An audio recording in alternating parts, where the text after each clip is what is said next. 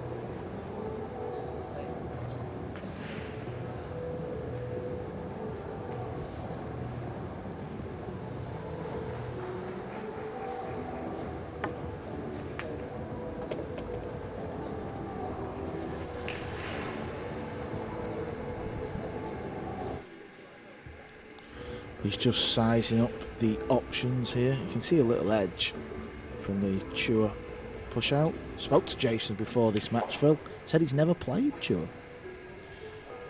Well, that really is surprising, isn't it, considering the amount of international pool these two are involved in. You know, that race for the third European Mosconi Cup automatic selection. Oh, as Chua pulls off an absolute worldie. The race is looking good now for Jayson. He's not guaranteed, of course, but Mario He out of the equation after his defeat today. If Alexa Pacholch is defeated also, that would help Chua's cause. And he's got his fate in his own hands. If he keeps winning, doesn't need to worry. Well, I could do with seeing another replay there, because there's something even more amazing about the shot he's just played. I'll wait to tell you, Phil, when we see the replay.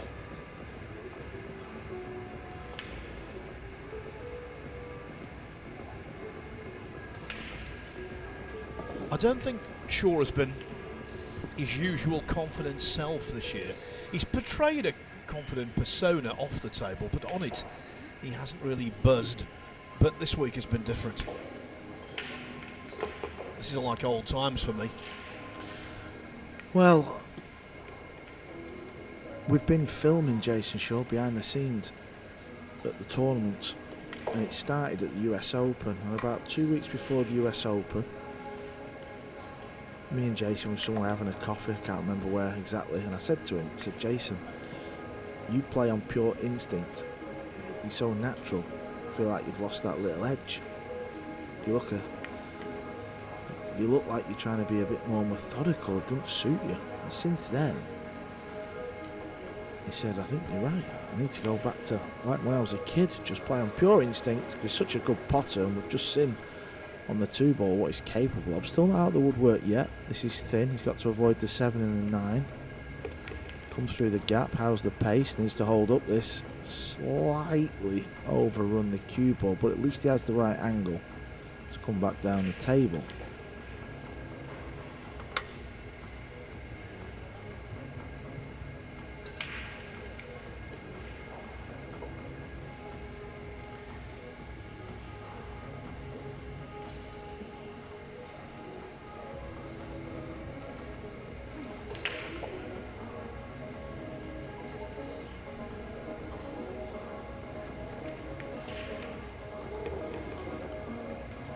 This needs to bounce off the back rail.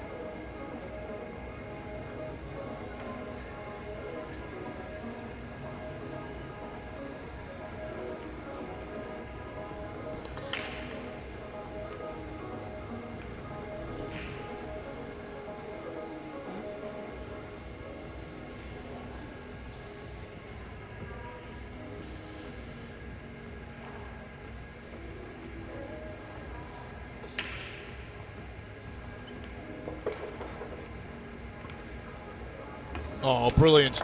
Brilliant to the centre pocket, because the narrowness of the pocket entrance there is well known. He knocked it in crisply as well.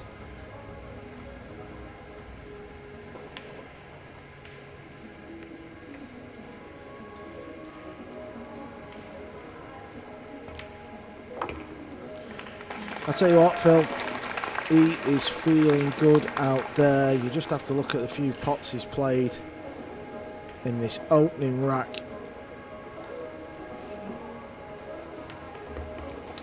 Yes, indeed, and when we see the reprise of the rack, you'll see the best of the lot, which was the first. And so the opening rack goes to a man who is chock full of confidence. Jayson Chua leads Johann Chua 1-0. He's had a comfortable ride in the tournament so far, purely and simply because he's been playing so well.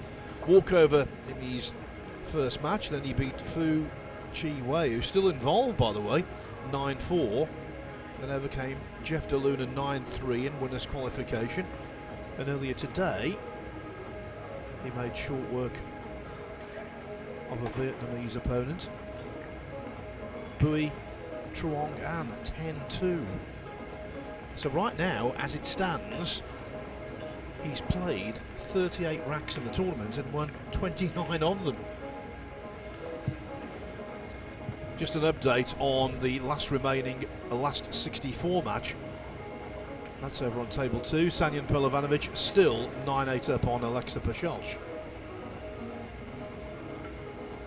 There's a pep in Jayson Chua's step. Will it remain? The 2-ball Chua knocked in, Phil, in the opening rack. What's more incredible about the actual shot itself, which was pretty scandalous to be fair, is for about 15 minutes Jayson was practicing. A couple of us was over there having a chat, having a laugh. Chua was on the table next to Jayson, and Jayson shouted Chua over and said, "Oh, show me that shot you cut in." So Chua sets this ball up and said, "Oh yeah, I cut that along the rail." It was carbon copy, the exact shot Jayson's just done. I mean, what's the chances of that? Right before the match, he asked Chua, his opponent, to play the same shot. He's a very gregarious sort, isn't he, Jayson Chua? Not shy in coming forward, as they say. And gained a little more knowledge before the start, which, as Carl said, purely coincidentally, was useful. Can tell you, by the way, the 18-year-old Bernie Regalario is out, beaten in the last 32 by Lee Van Corteza, a fellow Filipino, 25 years his senior. Former World Cup winner, much like my co-commentator, Carl Boys. It's been 9 years since you and Darren Appleton lifted that World Cup. Carl, lots happened since then. Yeah, I'm still waiting for that drink you promised me, Phil, for winning. Well, I'm going to raise a glass to Fedor Gorsht. He's through as well on table 3, beating Jeffrey Roeder 10-5.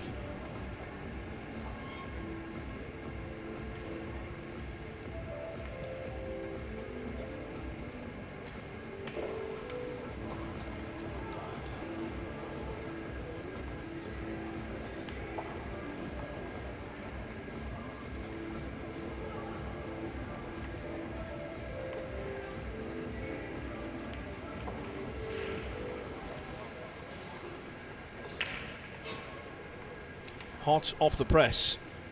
The last 64 is complete. Alexa Pachelch beaten 10-8 by Sanyan Pelovanovic. So that's another of Jayson Chua's rivals for automatic selection to the European Mosconi Cup team removed in Pachelch.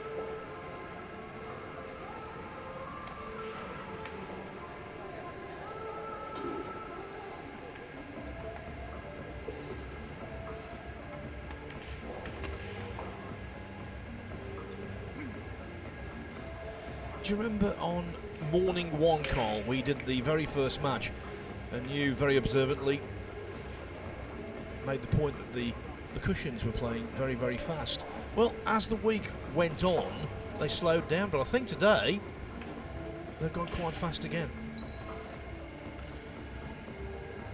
Yeah, very hot and humid in here. The weather, the room temperature does make tables play different from venue to venue.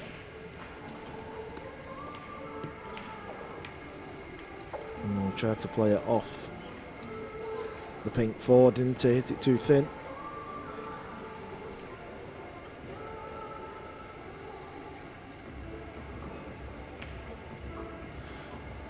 Chua was practicing away, Phil, and obviously we're very lucky to be up close to these players, and 5 or 6 practice tables we have at every event. So I was watching him and he was playing left-handed, Phil. And I'll tell you what, you think Ronnie O'Sullivan can play left-handed? Chua was unbelievable.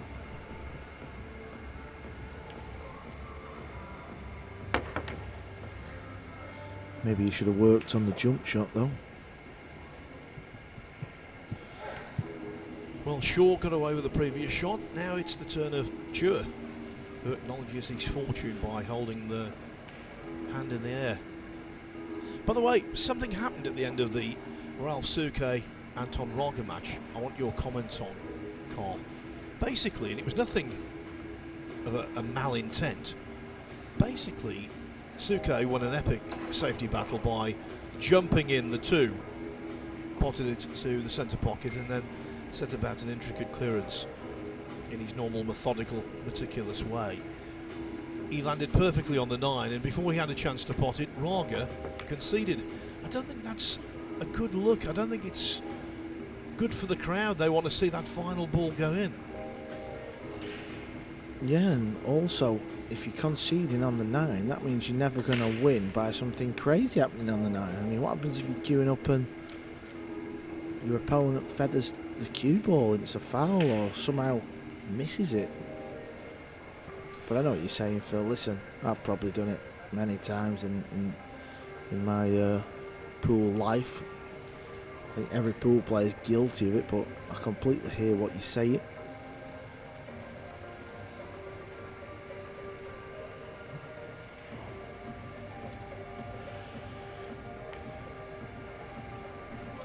Oh, nice bank shot.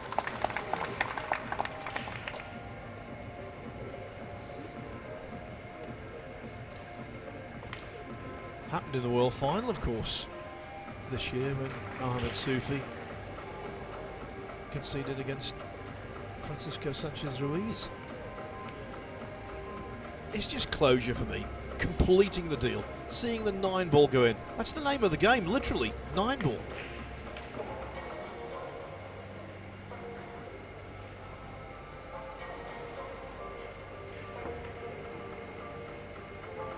Oh dear me, jacking the cue in the air, well of course.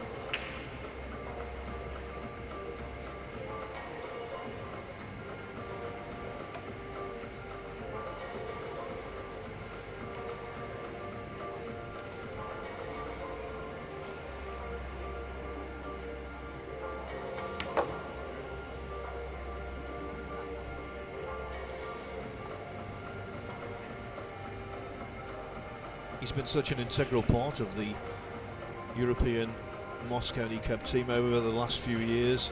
Jayson Chua, twice the MVP. Now going great guns to return to the team. And as I said before, Carl, if he can make it automatically, it means that Ralph Eckert, in terms of his 2 wildcard selections, has got a lot more latitude. So that helps the European cause.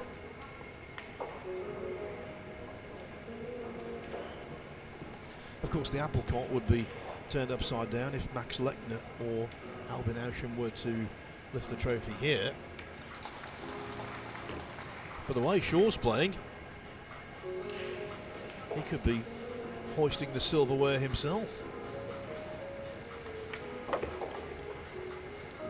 Yeah, this is a phenomenal start from Jayson.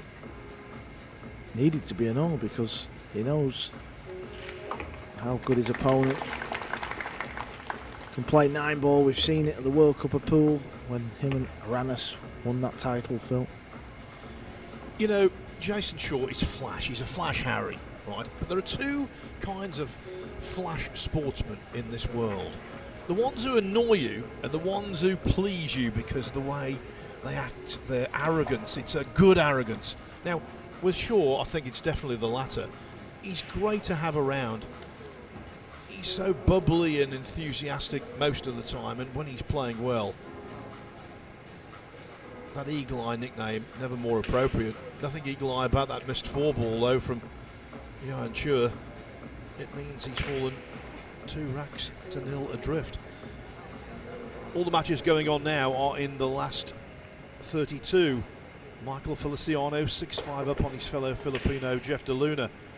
Torsten Homan hauling his way back against Hamed Taufik 7-7.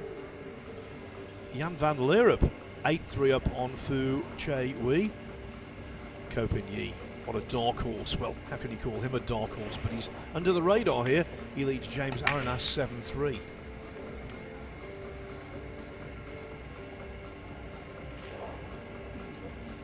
One final score, David Arcady on the hill against Shane Walford at 9-2.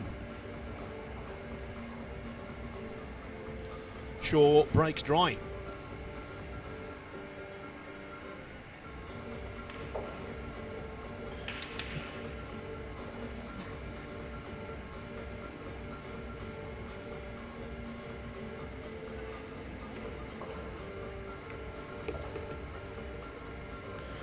Good chance for Chua. Needs the right angle here though, doesn't he?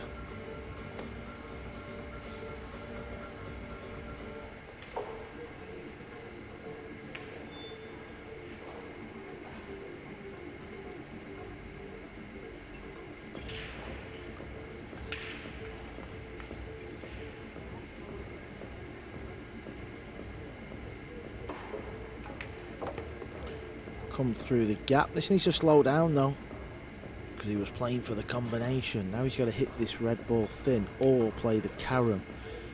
So using the cue ball to pop the other ball.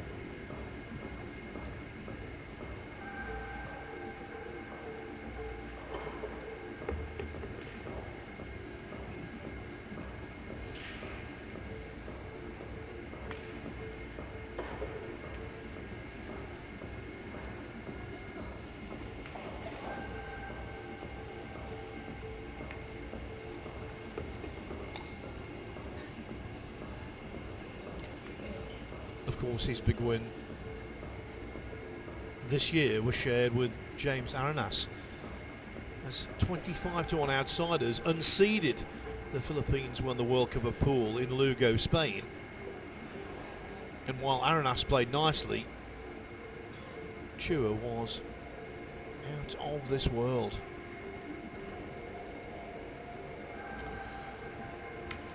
We've been waiting, haven't we, Carl, for him to translate that form into a big individual tournament. Is it going to be over the next few days?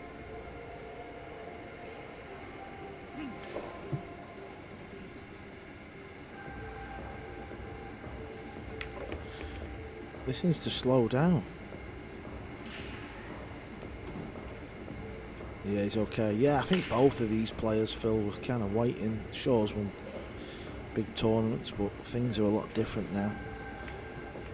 The World 9-Ball Tour has, you know, been set up and it's growing. Feels like day after day, Phil, doesn't it? Absolutely. Feels like it, and in actuality, that's the case. Now, Johann Chua has lost a match here. He beat a couple of little-known Vietnamese players in the first couple of matches, 9-5, 9-2 respectively. But then, in winners' qualification, he was rocked on his heels, lost 9-8 to Naoki Oi. But he then bounced back, beating Kengo Suzuki 9-1 in losers' qualification. And earlier today, he had a comfortable 10-4 win over the Lithuanian #1, Piers Labutis. Here's the latest scores for you. And of course, a lot of the matches out there are the Hanoi Junior Open. The youngsters here having a great time, mixing, rubbing shoulders with the best in the world.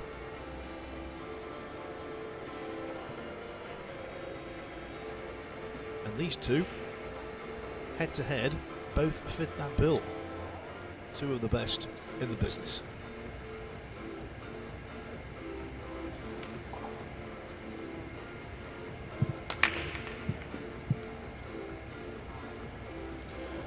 Dry break, Phil. At least Chua's not left a pot on the one ball. That's all you can hope for as you go back to your chair.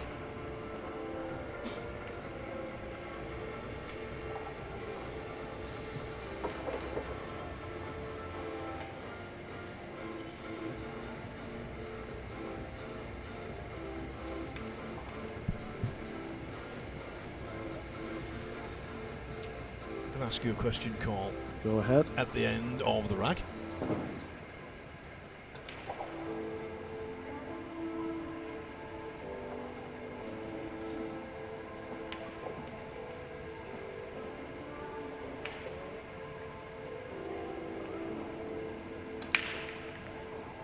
I think it's a quite important rack, this, because Chua began so brightly. If he's pegged back to 2-2, and that would mean Chua's breaking off in rack 5, things would be very different.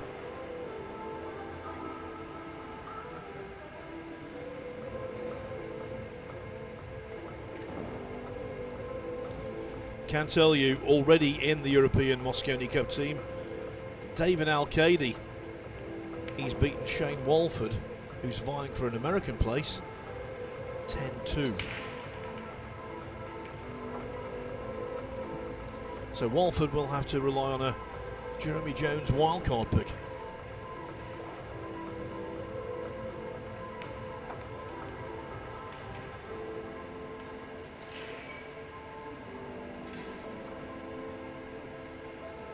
A trio of Americans still going. Oscar Dominguez, who will play Kyle Amorotto shortly. Shane Van Boning, who's involved in our next match on table 1. What a blockbuster that is against Albin Auschen. Yes, and Fedor Gorst, who's through to the last 16 tomorrow, as I mentioned earlier, with that 10-5 win over Jeffrey Rodder. The big names, as always, in our 256 player open events, are coming through to the business end of the tournament. We're down to the final 32 tomorrow, just 16 remain. And this whole arena, Phil, will have a completely different look about it. Shaw's going airball. Very good with a short stick. Needs a bit of luck here.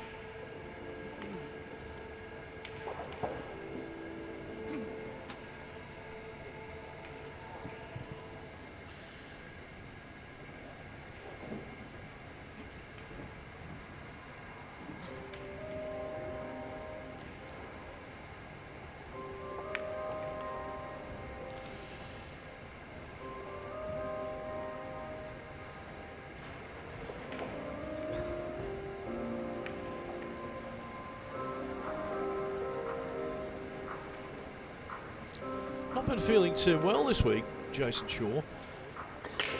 Had a cold and generally under the weather. But you know, sometimes that can be not a bad thing if you're not too ill, you're just a little off. Because the metabolism slows down, you don't become quite as nervous. That's what they reckon.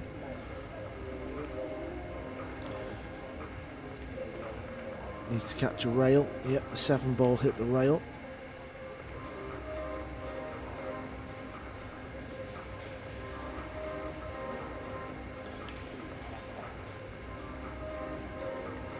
Is the channel there for a possible back?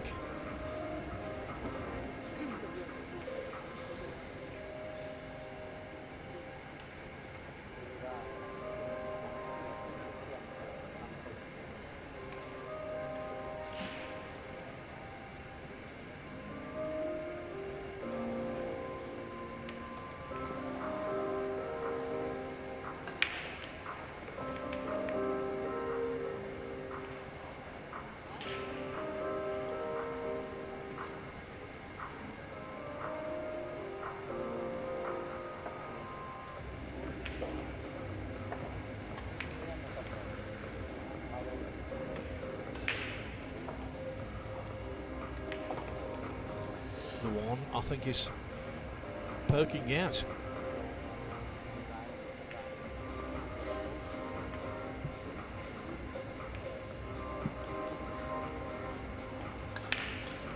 If not, I think he can just slightly jump over the edge. Well, he's got his playing cue, so you were right, Phil. You can see this one ball. Don't think he can pot the 2 though, so he might have to get the jump cue this time. See what he were trying to do, can't you? He was trying to get the gap.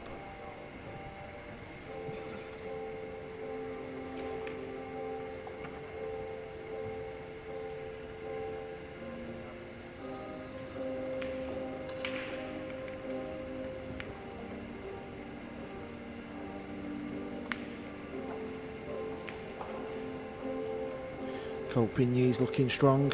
Clearly wants to prove a point to his younger brother after his fantastic win at the US Open.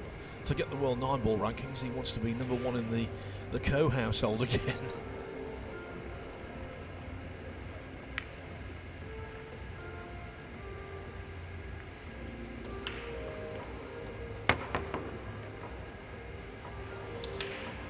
Successful jump in terms of making contact. Has he left the 2 though? Is the 6 in the way? I think from Chua's expression, yes.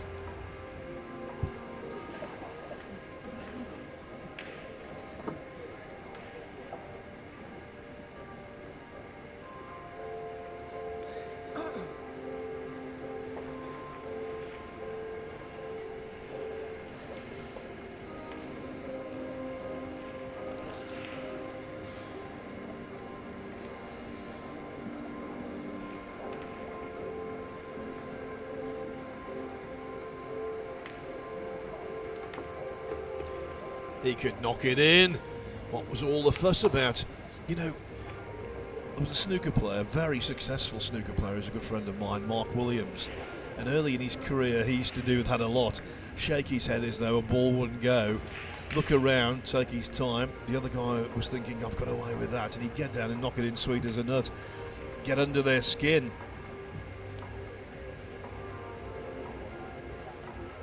Of course, Carl, butter wouldn't melt in your mouth. You'd never dream of doing that, would you? No. Utmost respect for my opponents, Phil.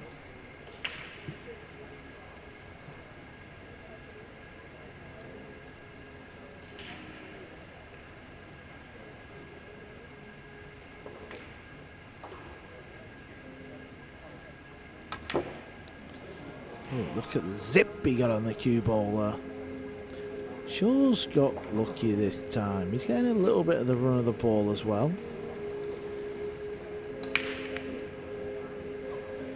Yeah, agree with that. Lots of cue power, but not enough accuracy in terms of the pot.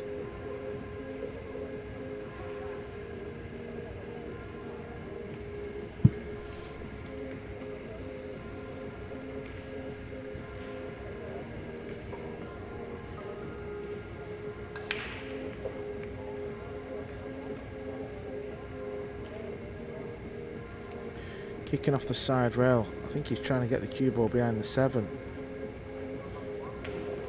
Good effort there from Chua. Not easy to control the speed of that kick shot. That's why it's crept out.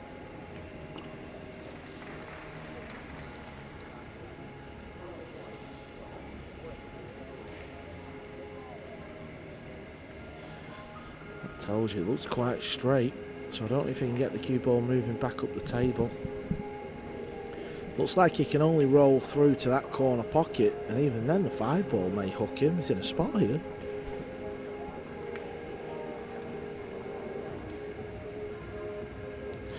Yeah, if he just pots this ball and rolls over to this left corner, what do you do with a pink 4?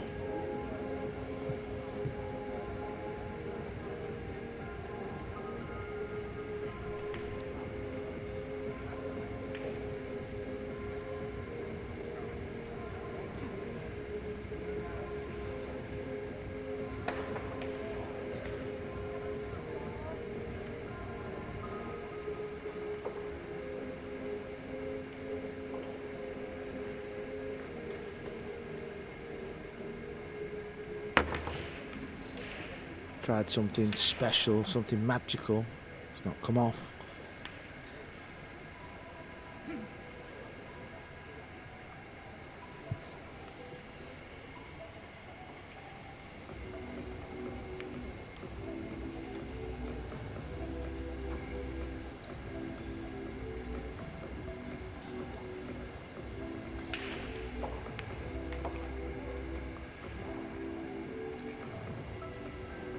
Well, suffered a double kiss there. Mind you, where the three ended up, it could have been a lot worse.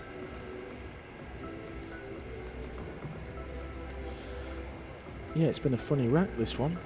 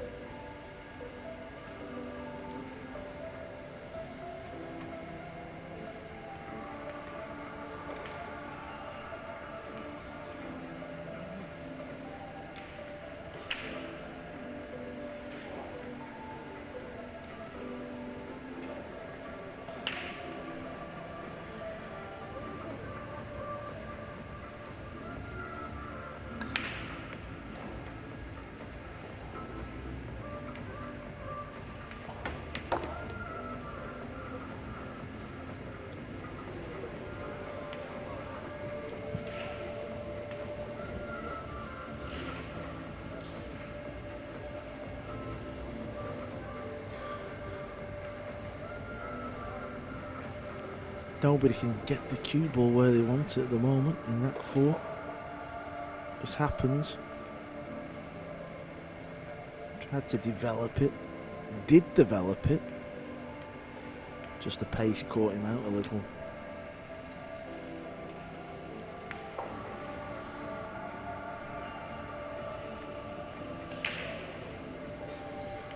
Jump cue for Chua.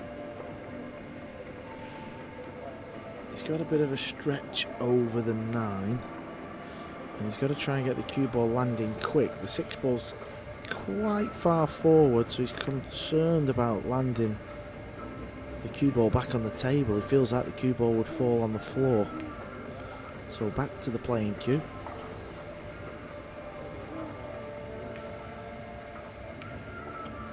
He's trying to kick the 4 round the table, leave the cue ball up near the 8. Yeah, just always going to be difficult, just a hair thin. It was close though, it was a good effort.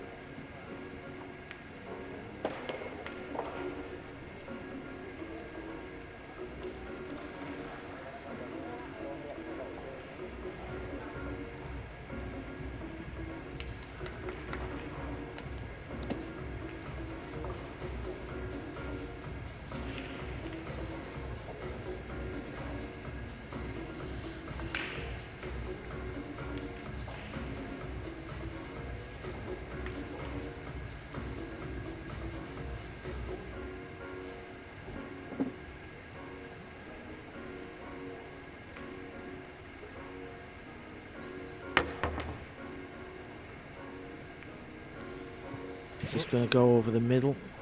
No, just can't. No one's landing on a shot yet. Shaw's going to be getting a little frustrated. You got to stay in the moment. I think he's been guilty of letting the game affect him in matches this season, Phil? Well, I've seen 2 or 3 occasions where he's been sitting in his chair looking disinterested and frustrated. Not here. Well, the thing is, if you can keep playing telling safeties and you can win a rack like this with everything that's gone on, I think that puts you in a real good place mentally. Is he tempted with the bank? No, he's playing a duck shot. I think it was the right shot, just because if you look where the 9, the green 6 and the purple 5 are, that's a massive channel there to get the hook behind. Smart shot. Chua's kicking at another ball. He can go 1 rail off the top. I'm not sure if he can spin it off 2. He probably can. He seems to be eyeing up this 1 railer. Opportunity to pot it in the side or the corner. And he's going off the left rail with spin. So he's trying to send the 4 down table, keep the cue ball up top. Cue ball should go forward towards the 8. Oh, he's missed the ball altogether.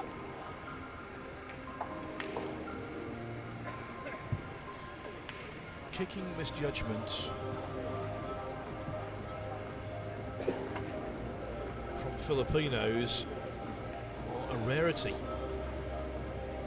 This is a real gift for sure to retake a 2-rack advantage.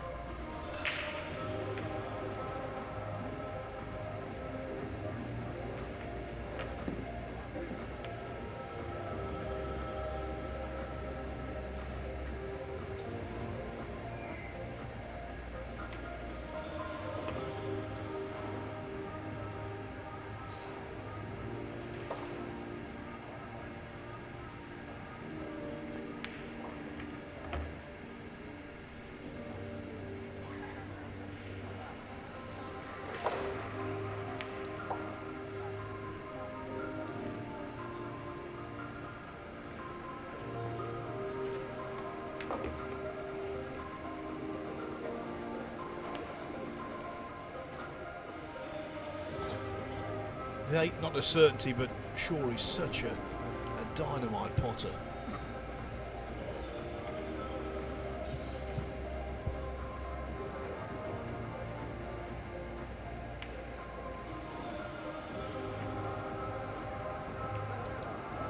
Oh, he's left it hanging on the lip. He hasn't. It's gone in. That's amazing. That was the ultimate delayed reaction. He thought he'd missed this. Well, he did miss it. Just look where it went. Should never go in that. Well, it stopped. Something crazy has happened there. It actually physically stopped.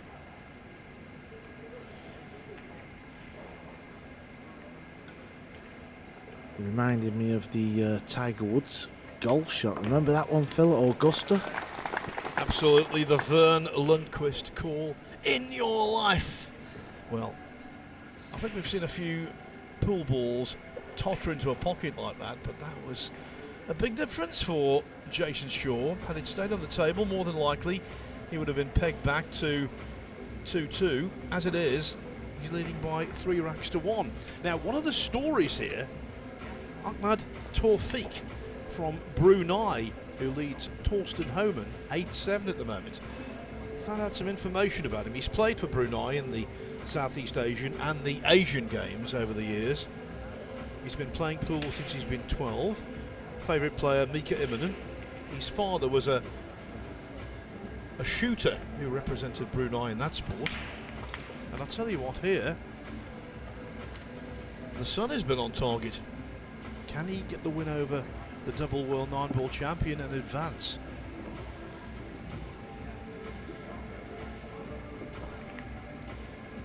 One of the most popular watching spots of the week has been table 3. It's in the far left-hand corner of the venue. Well, on that table now, just starting out, Ralph Suke against Francisco Sanchez Ruiz. You know, a nice crowd will assemble there. Well, I'll tell you what, Phil, you say you're just starting out. They've been playing for about 10 minutes. Well, it's still 0-0. That's what I mean. There must be some right battle safety going on over there. Not surprised with Suke. There's nothing that man doesn't know about the game of 9-ball. As I said before, it was an epic tactical exchange in the decider against Anton Lager, but ultimately it was won by Suke's attacking mindset. He went for a jump on the 2-ball to middle, knocked it in very sweetly and went from there.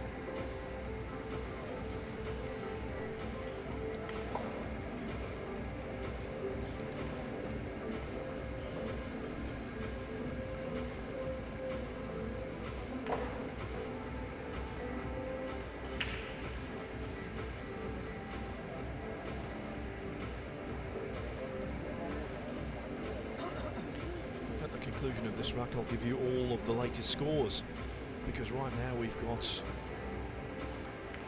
9 last 32 matches in progress.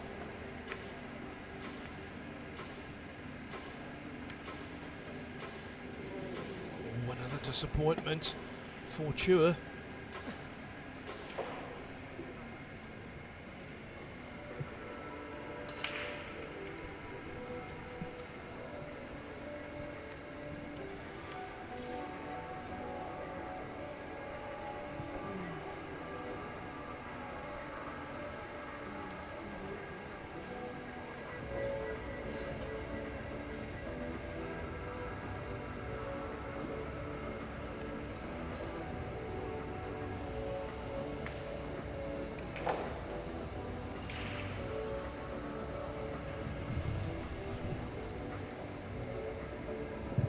He could play off the left side of the 1-ball as we look.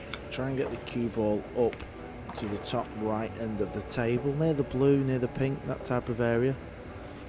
That would chip the 1-ball over to the bottom right. It looks like there's a load of balls where he could get the hook.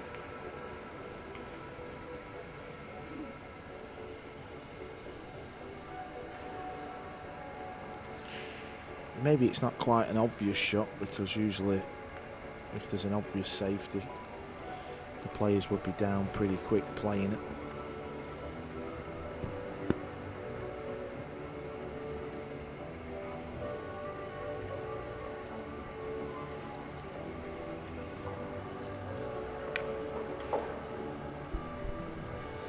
Won't have any prevarication tomorrow. It will be all fast and furious, because from the last 16 onwards, the 30-second shot clock will be introduced. I'm wondering if we can actually cut this ball in. Cue ball is taking a little gamble. Yeah, why not? Why not chance your arm, see if it's your day? Well, it could have gone anywhere. You're not always going to get away with it. Such a good pot, though.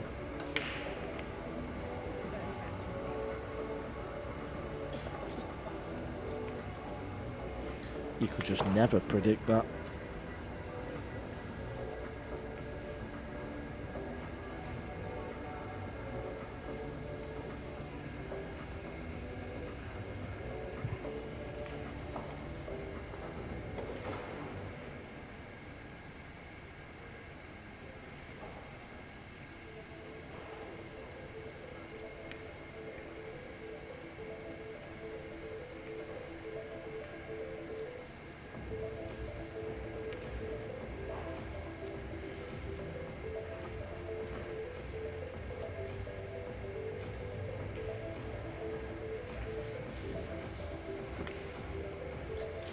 Chua not being impulsive, taking his time when it comes to thinking out his defensive moves. And that underlines the respect he has for Johann Chua. Holds him in high regard, as do all of the players. Chua's ceiling, upper ceiling, is very high, as he showed in the World Cup.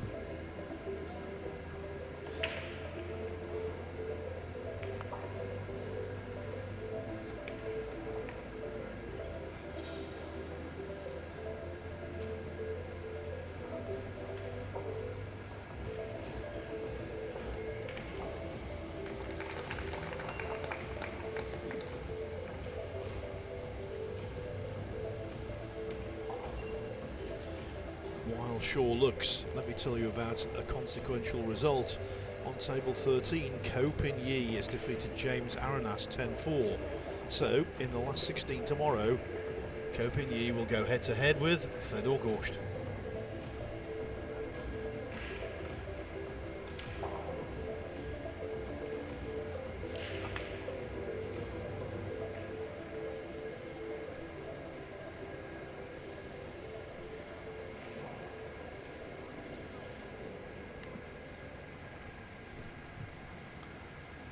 Got to be careful of the double hit.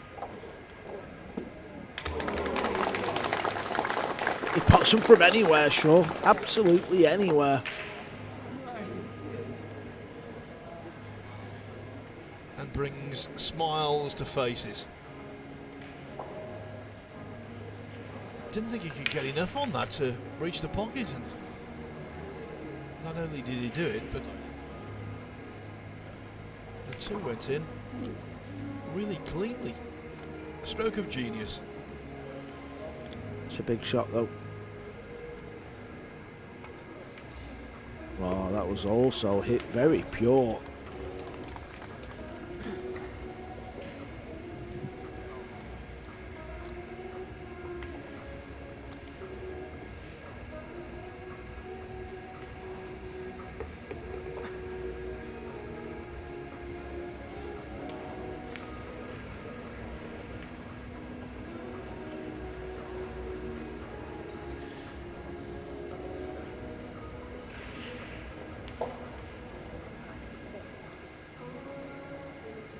Playing a little more slowly than normal, I think, Shaw.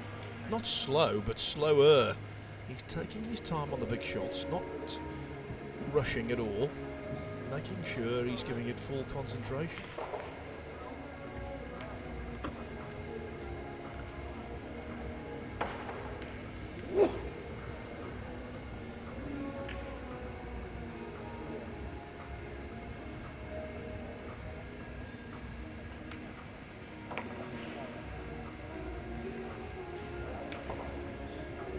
That's okay. He can draw the cue ball straight back.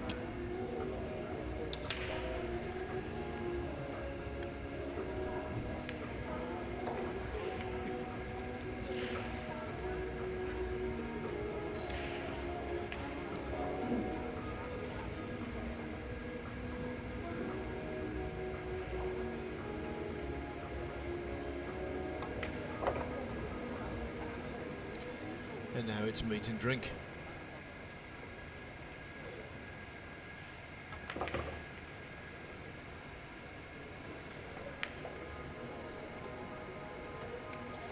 It was all about that outrageous two to the middle pocket when the cue ball was so close. He didn't know what to do. He thought, and in the end he reverted to what he knows best, knocking them in. And so, Jayson Shaw leading by 4 racks to 1. Chua missed that one early.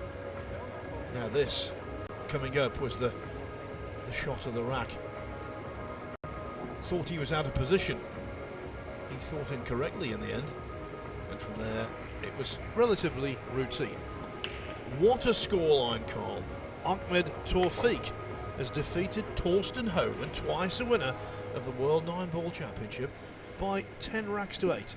So he will play either Michael Feliciano or Jeff DeLuna in the last 16. Feliciano on the hill at 9-7. Jan van Leerup 9-7 up on Fu Chi Wei. Jeff Ignacio has just won the first rack from Alex Kazakis. Same thing for Francesco Candela against Ko Ping Chung. Yanasuto Camino 2-1 up on Max Lechner. Neil Svein and Aloysius Yap 1-1. And Kyle Amorotto, who beat Shane Van Boning yesterday in winners qualification. He leads another American, Oscar Dominguez, 1-0.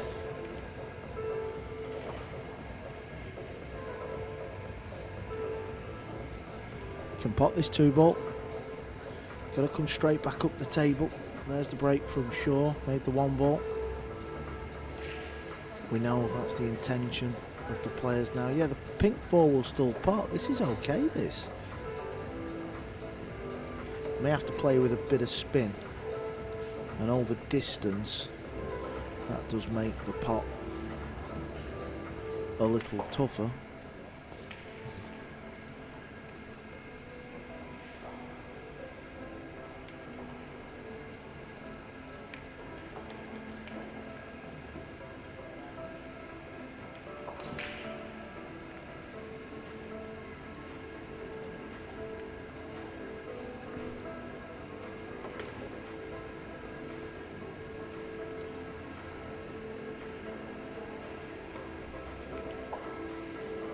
Yeah, he was always seemed to be concerned. I don't know if it's a shot. He's quite comfortable with this cue. He's playing with a brand new shaft at this event, completely different to what he's used to. Obviously, it's off his cue sponsor, Perry Cues, of course it is, but it's a little bit of a thicker tip, he were telling me. It's a very stiffer shaft, so it's a solid hit.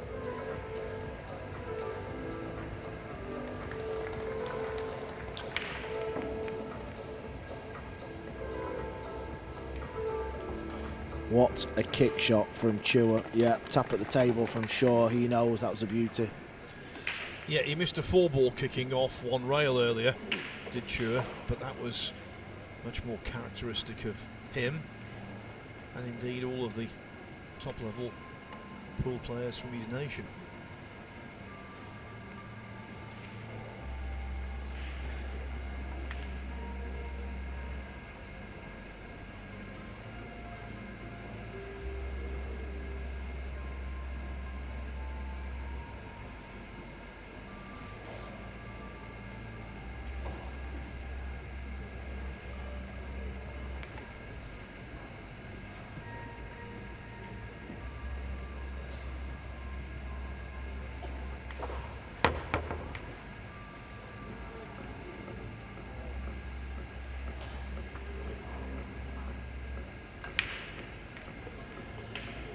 So with the 3 already out of the way, is the 4 a little close to the intervening ball for comfort for Chua? I think from Jayson Chua's face, he's concerned.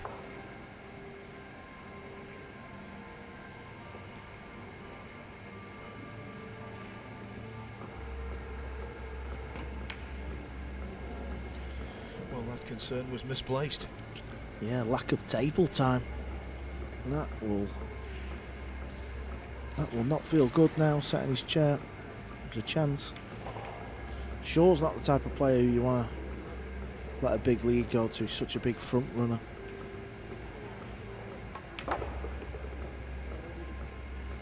That's not ideal. Thought he may have tried to play a power draw, get a bit closer to the pink for a better angle. Now the cue ball's going to run into the 8. He might have to draw this ball back. Draw it off the 8. 6 ball's a big ball. Oh, it's gone wrong.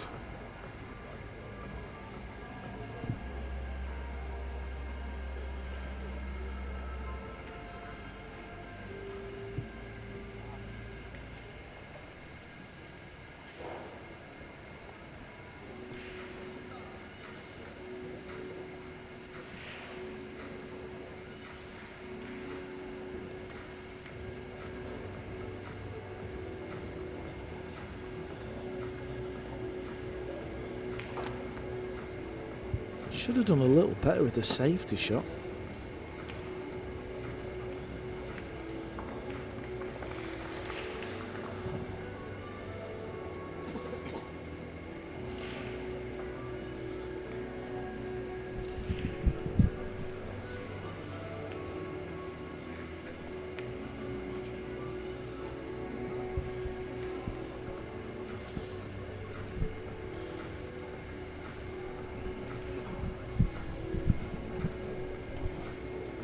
Just a reminder, there is one more match on table 1 today for you. At the end of this one, you're going to be treated to Shane Van Boning against Albin Auschen.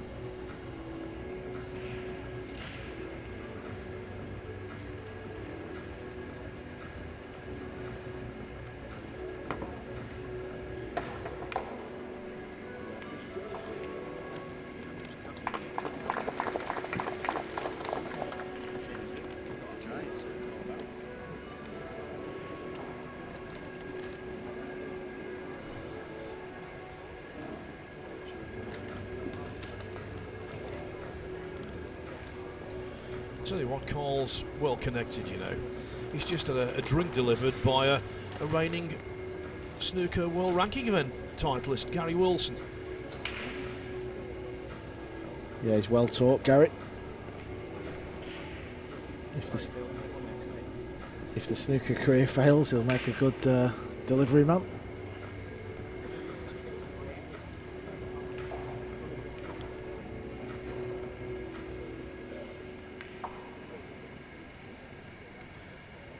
It's all a struggle at the moment for Johann Chua. He's not getting to see many balls.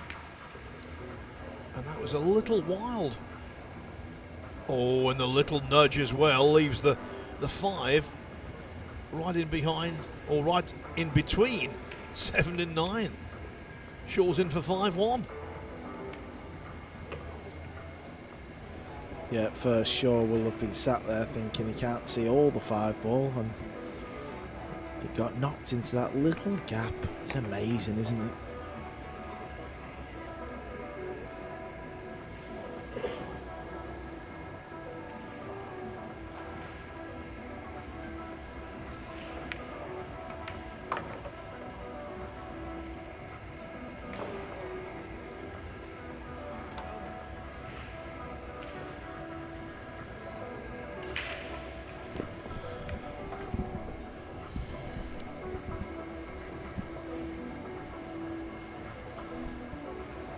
The average shot time of Jayson Chua is definitely a shade more sedate than normal.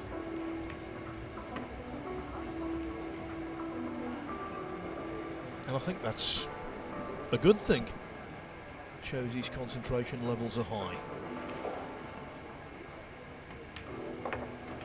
Things are going nicely for the Scot. He's getting a pretty good rub, and he's also playing some really good pool. Now that combination is lethal, especially for someone as talented as him. Make it 5-1 to Shaw, halfway to victory. So what about these other scores? Well, Francisco Sanchez Ruiz is 2-0 up on Ralph Souquet. Michael Feliciano, runner-up in the Perry Open here on Monday night, the warm-up event for this. He's still on the hill against Jeff DeLuna at 9-7.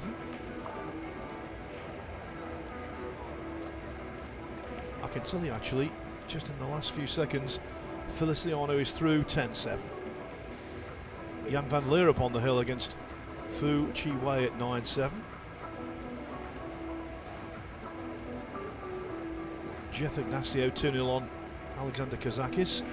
Francesco Candela, who's already claimed the scalp of Mario He today, he's 2-1 up on Ko Ping Chung.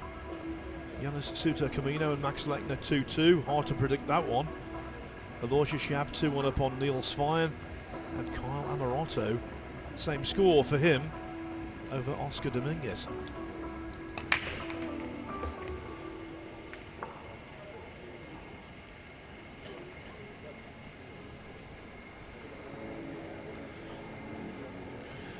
It's going to be another push out.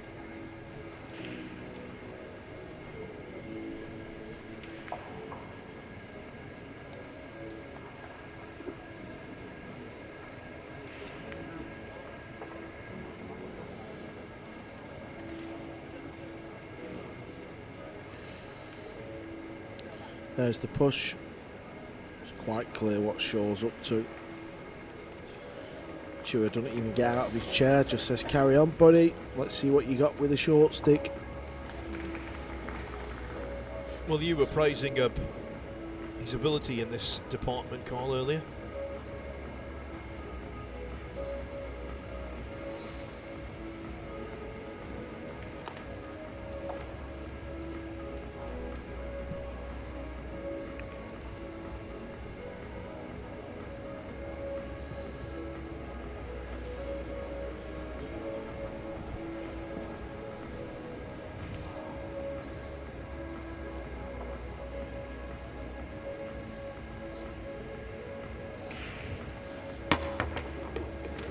What an absolute stunner. You know, earlier on today I was walking around, I wasn't commentating, and in his first match against the Vietnamese Biu Trung An, it was midway through the match. He played a shot that was simply brilliant. a jump shot like that, length of the table, knocked in the 3, and in so doing, he also developed 2 balls that were nestled against each other and went on to win the rack.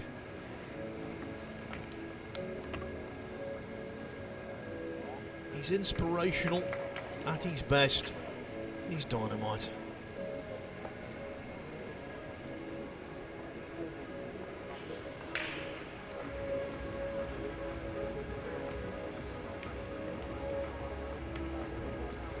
And what's more, Carl, he's Mosconi Cup through and through. Peaking at the right time of the season. The Mosconi Cup, Phil, the biggest team event in the world of 9-ball. Well, in terms of its profile, I think there's an argument to say it's the biggest event of any description in 9-ball. Obviously, in terms of the prestige of titles, US Open is right up there with the World 9-ball Championship as well. But the Mosconi is made by the size of the audience, and we're led to believe at Alexandra Palace it's going to be record-breaking crowds in terms of their size and no doubt their loudness. And he's the kind of player who just loves that kind of thing. He feeds on it, thrives in that kind of raucous atmosphere.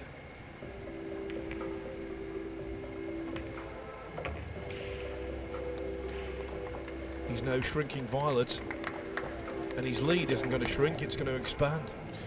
Yeah, Jayson sure expect fireworks at the Mosconi because he's voiced his opinion. He's not happy Fedor Gorst is playing for America. Has he missed a 9? No, he's not. Another one that falls in. Now that I didn't know, so has he had a few words? Yeah, he's not scared to be a bit vocal. He listen, he gets on with Fedor, but he's told him, he said, you better prepare for the press conference, buddy, because you're getting it. Now that will be an interesting experience.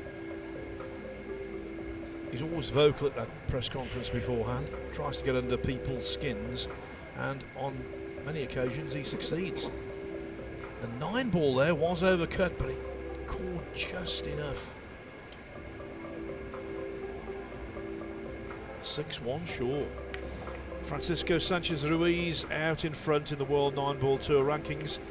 Out in front against Ralph Suke at 3-0 on table 3.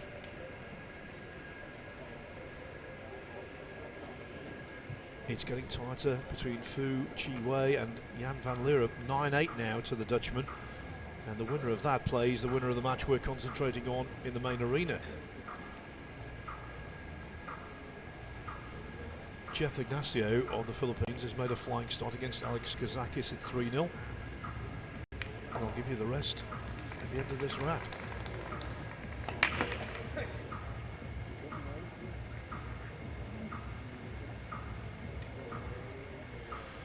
Reels away in disgust. Again, it's dry. That's what happened to Shaw when he broke off in the third rack. He was 2-0 up, broke dry, lost that rack, and he might well have gone all square. But if you remember, the 8-ball stopped on the lip of the pocket and then somehow, defying physics, dropped, but the ball did stop on that lip before deciding to hide away.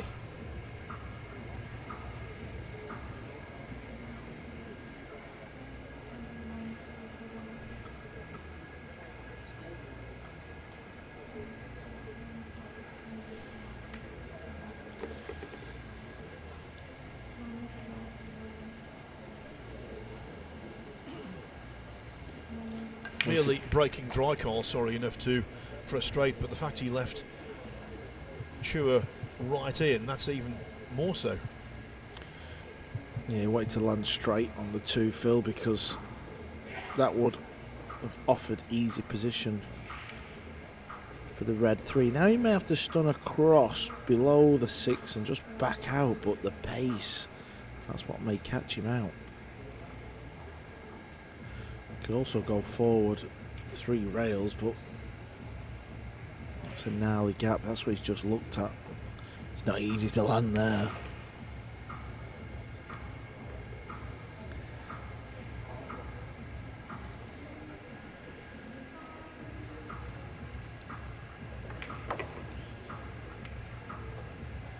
this will work out okay.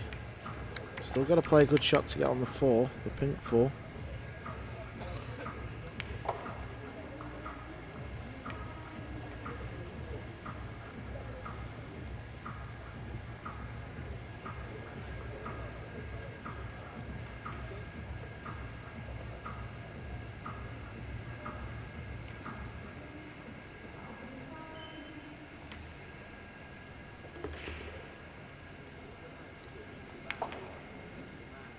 Badly needs some sustained time at the table.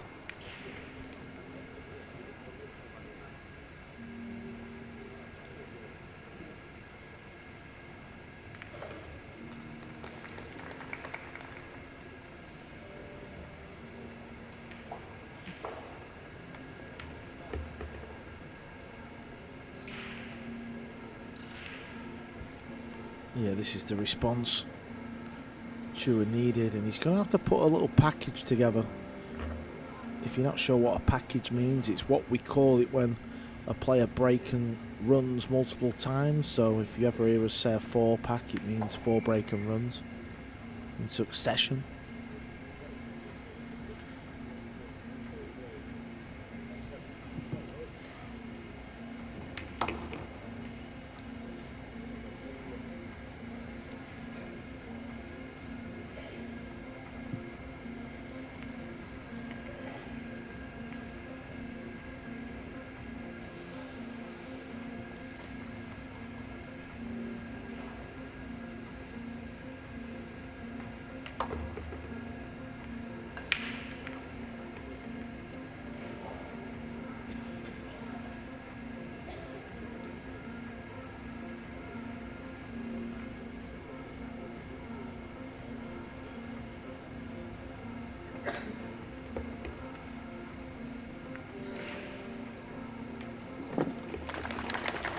I'm not going to say desperately needed, but certainly badly needed from Johann Chua, who gets his second rack on the board.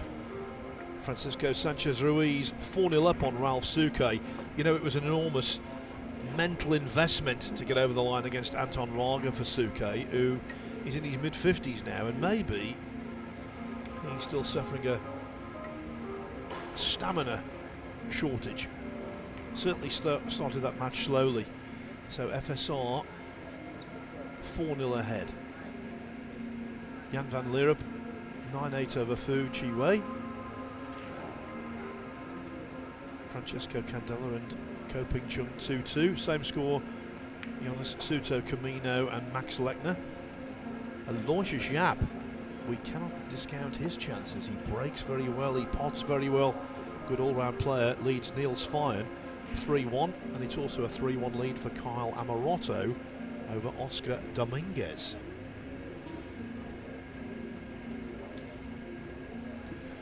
As for the last 32 matches yet to go on, well, there's only the one.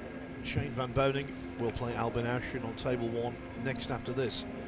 All of the other last 32 matches are either underway or have been completed.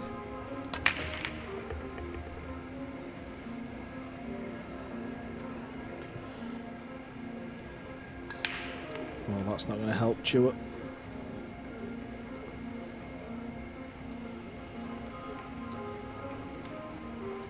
I think it's fair to say, Carl, in this match, the break hasn't done either player any great favours. No, you can have matches like that. Sometimes we see players running 4s and 5-packs, other times see a lot of push-outs. All you can do on the break is just try and hit them as flush as you can. Make that one in the side. Everything else just takes care of itself. This is the art of being a pool player. It's moments like this, playing push-outs, safeties. This is what wins your matches, playing all aspects of the game.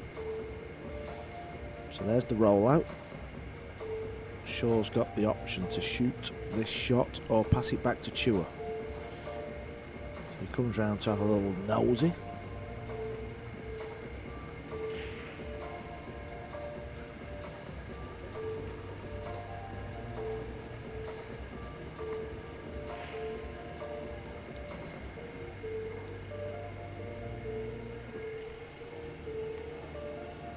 got a story to tell you about Jayson Chua. I don't know whether you're aware of this, Carl. Probably you will be, because you've got your nose to the ground, as it were. Ear to the ground, maybe. You know how Gary Wilson has come over to pool, and other snooker players have done so as well, dabbled, like Judd Trump, Jack Lazowski, Stuart Bingham, to name but a few.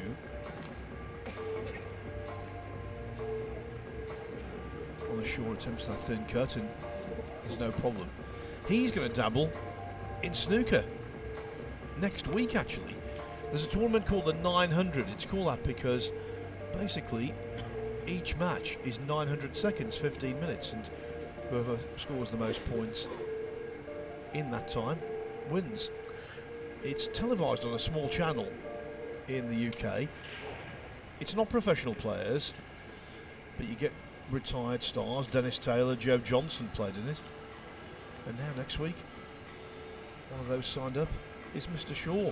I know he's made some big centuries, so his progress there will be keenly monitored. And when's that Philly plays? I think it's next week. Can you elaborate on that day, time? Well, as Chua misses the 2 unforgivably. Normally the 900 is played on Monday, Tuesday, Wednesday, so I'm thinking if he goes all the way here, Jayson, he's going to struggle to get back for it, but he is down to play in the tournament at some stage. Just want to watch, that's all.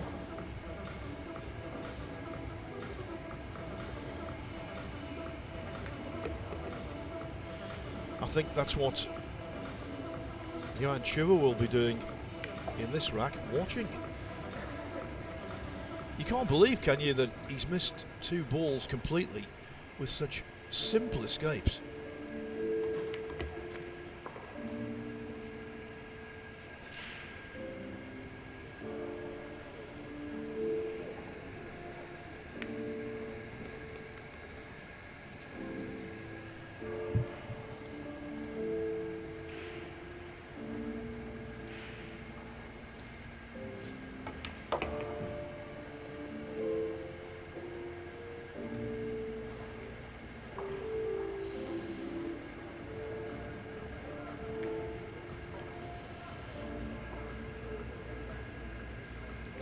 Playing the carom, and he's missed the carom. Is this the moment Chua's been waiting for?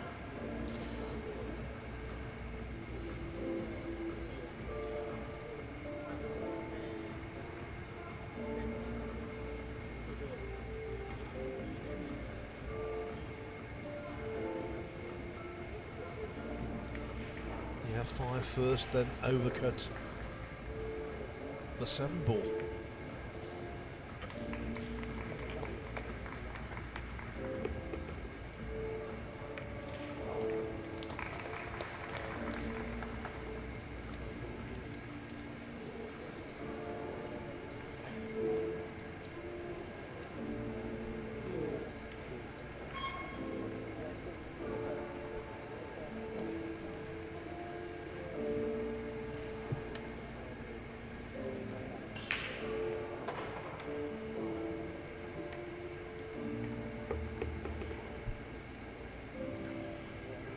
Also, if you are on TikTok, don't forget we're showing another table over on the TikTok channel, Matchroom Pool. That is the TikTok channel name. We're showing Sanjin Perlovanovic first, Nauki Oi. Sanjin's just took the first rack over there.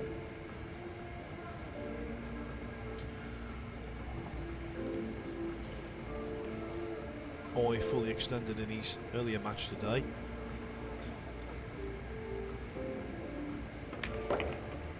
Came through 10-9 against Amiel Leonor from the Philippines, and the way he potted the balls in the deciding rack was really nerveless.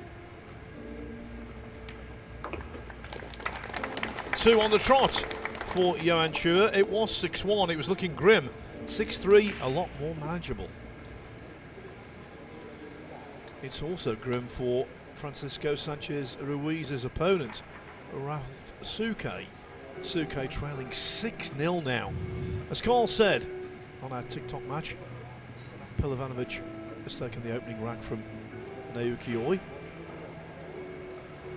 Still no white smoke emerging from table 12, where Jan van Leeuwen remains 9-8 up on Fu Chi Wei. Jeff Ignacio 3-1 over Alex Kazakis. Francesco Candela 3-2 over US Open champion Ko Ping Chung. 3-2 also for Yanasuto Kamino over Max Lechner. It's 4-1 now Aloysius Schaap from Singapore against Dutchman Niels Feijen, and 3-2 for Kyle Amorotto against Oscar Dominguez.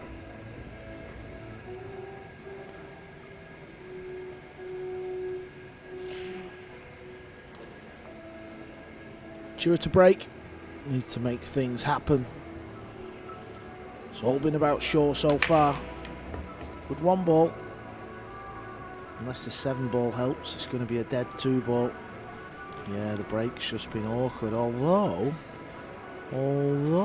can he hit the top side of the 2 and pot the 8?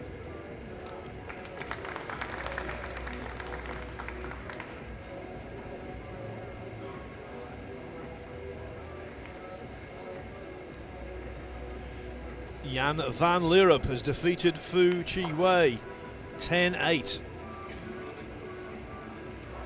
So he will play Shaw or Chua next in the last 16 tomorrow. He's a real competitor, the young Dutchman. Yeah, he goes about his business. I don't want to say unusual, but just different to what I've seen. He travels to the events with his mother and father, keeps himself to himself, doesn't really speak to a lot of the players. Well, I'm led to believe they were both very accomplished cyclists. Ah, okay, so they know how to compete, so they're playing the game correctly. Apparently not road cyclists in the velodrome, and one thing I can tell you, I've watched segments of both of his matches today, and they were, both of his parents, sitting intently, watching intently on the front row for every ball he played.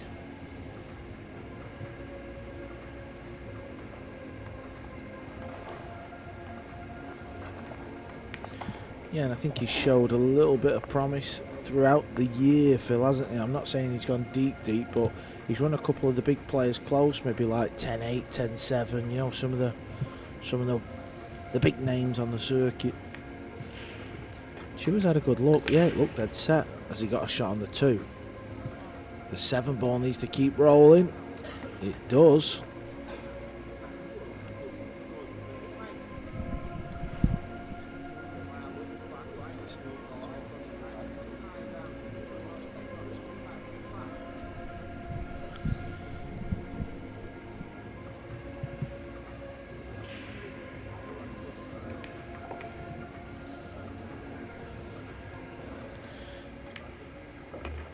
You get the feeling, Carl, the Chua comeback is gathering momentum. Yeah, absolutely. He knows it as well. That's the big thing. He can smell it. He knows this is time to pounce, get back in the game. Has he overdrawn the cue ball? I think he's just okay, but this is a delicate shot. If the 5 ball passes the 9 into top left, he will play that. If not, he's got to come round the back, and that 9 ball becomes a big ball. He may try and bump into the 9. Well, he won't come round the back. He may play 1 rail towards the 9. Yeah, plays the 1 railer towards the 9 ball. Is it short of pace? It's okay. He can reach this, and he's got an angle to come back out.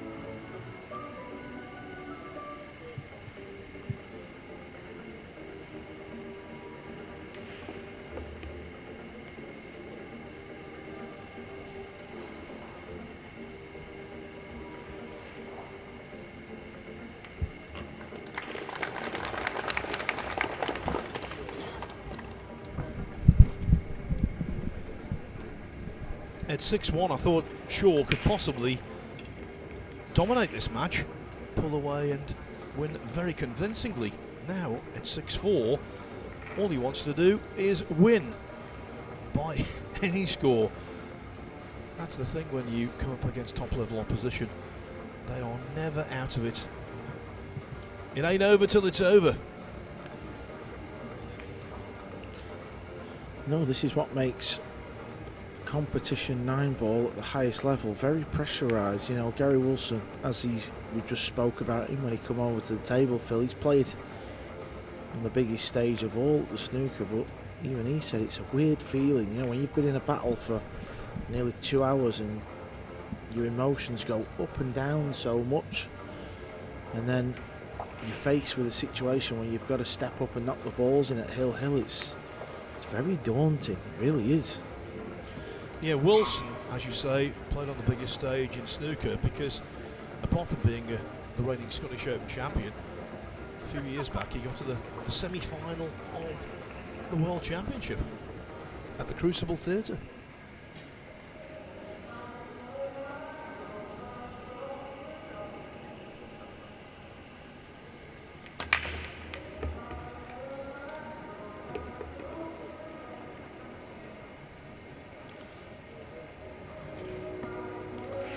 He's got work to do on the 2-ball.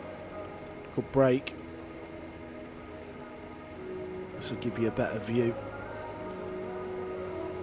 He's got a lot of work to do on this 2-ball, in fact. He's getting down pretty quick. Which pocket's he going here? He's trying to play it up past the 9, so he's going to have to hit the rail. Or is he chipping off the edge? No, he's going for it. Well, that is a fantastic shot. Do not be fooled thinking these are big pockets. He had to play it into the rail, so he actually had a very small target there. Didn't go in clean, he purposely played it into the rail. That's what 9-ball is about. It's supposed to be this way. Wants this off the rail though. And he's got a little bit of an angle, but not as much as he wanted. As he showed at the World Cup though, when he's full of himself and he's playing well and he thinks the game's easy, he's capable of anything.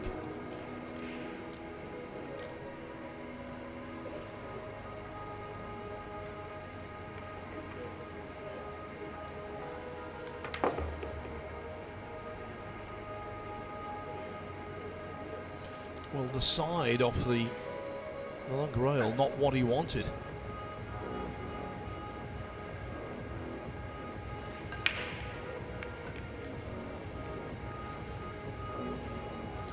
Actually, the opposite of what he wanted.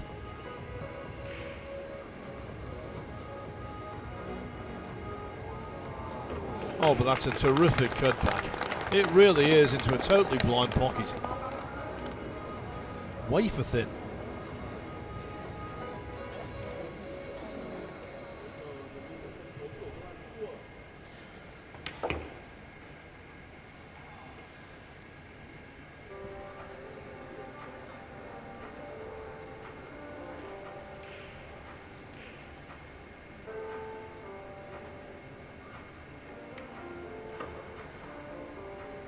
Easy winning pool matches with big leads, Phil. We see it match after match. Winning pool matches against quality opponents when behind is difficult. But Chua is doing his level best to overturn that early 6-1 deficit. If you're looking for a turning point, it's not been the case of Jayson Chua missing a bundle. No. He's lost the last 4 racks, yes, but it's been down to Chua improving on earlier play. If there was a turning point, and Carl highlighted it at the time, it was in the 9th rack when Shaw was in and misjudged a 5-7 carom. Now there's a scoreline here on table 3 which I can't quite comprehend. Francisco Sanchez Ruiz is 1 rack away from whitewashing Ralph Souquet, because FSR leads the German legend 9-0. Sanyan Pelovanovic 2-0 up on Naoki Oi. Alex Kazakis and Jeff Ignacio 3-3. Francesco Candela 3-2 up on Koping Chung. 4-2 for Jonas Suter Camino over Max Lechner. Prospects brightening all the time for Aloysius Schab. 5-1 against Neil Svein and Kyle Amorotto. 4-2 over Oscar Dominguez.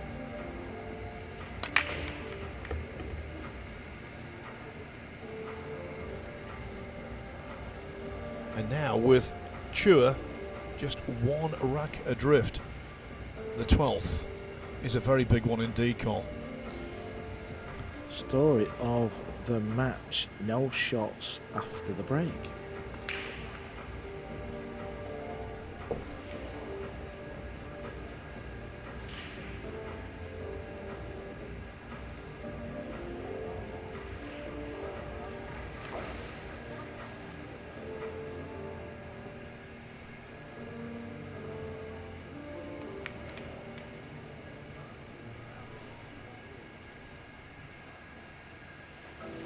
Just a very simple push out from Chua.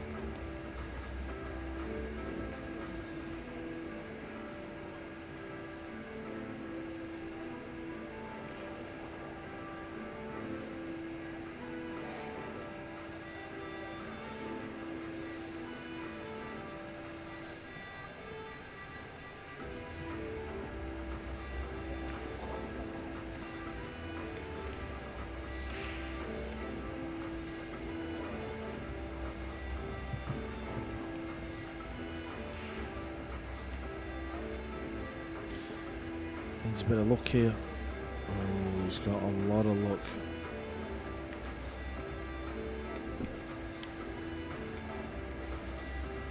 This is not how he played the shot.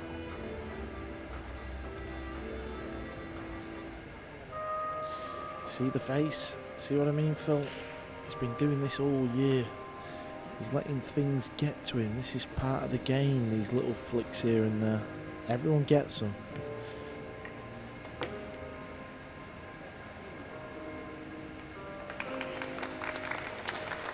And let's face it, early on, even though he played well, he had a few flicks that were beneficial to him.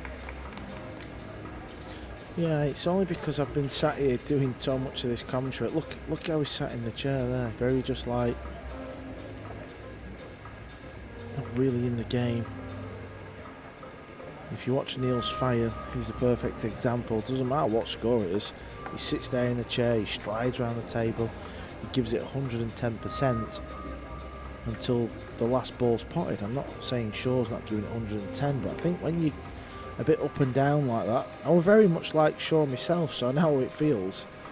But I think it takes a lot out of you. And when you need to step up at that right time, play the big safety shot or the big pot, I think if your emotions are going up and down like that, I think it can affect you.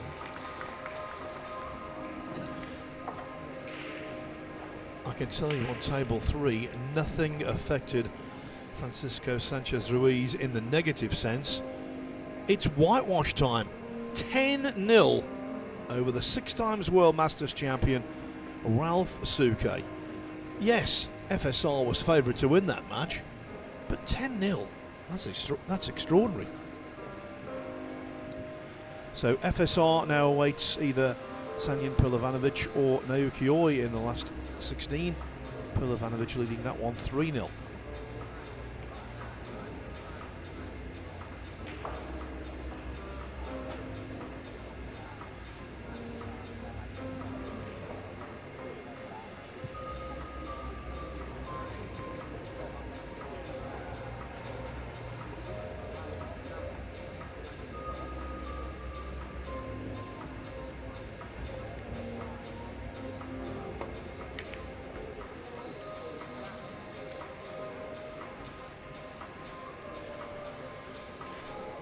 There's a gap here. Suddenly, a few signs of looking ragged from Jayson Chua. And of course, any psychological weakness Johann Chua is going to pick up on.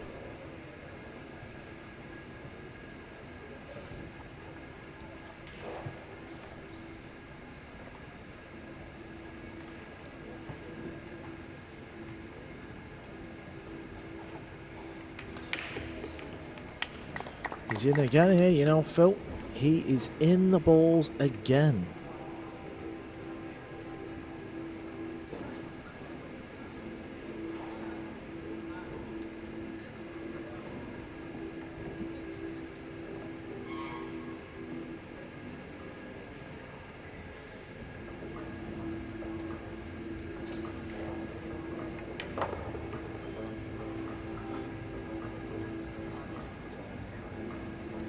Match of two halves, this.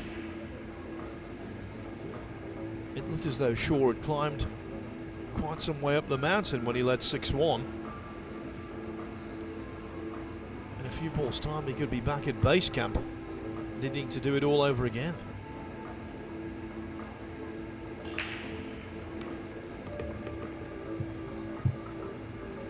Cue ball's going near the 7.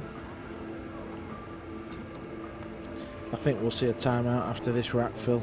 I think this is the ideal time, if Chua wins the rack for sure, to get himself out the building, freshen up, start afresh, and just say to yourself, it's now a race to 5. He's good at race to 5s, Phil, in the old Mosconi Cup. This suits him. Race to 4, rather. My maths has gone a bit awry there. Thought it race to 11 for a minute. He's also good at race to 4. I agree with you, though. I think he needs a reset.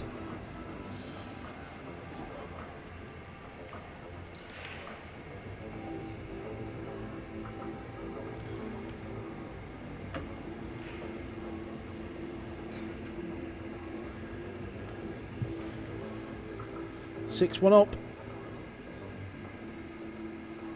Chua's got 4 balls left to tie the match up.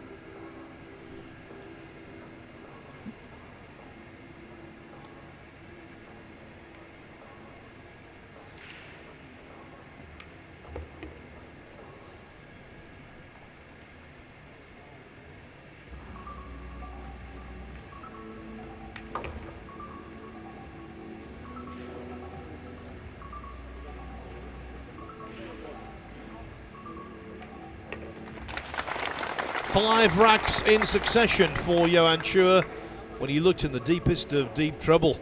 It is 6-6.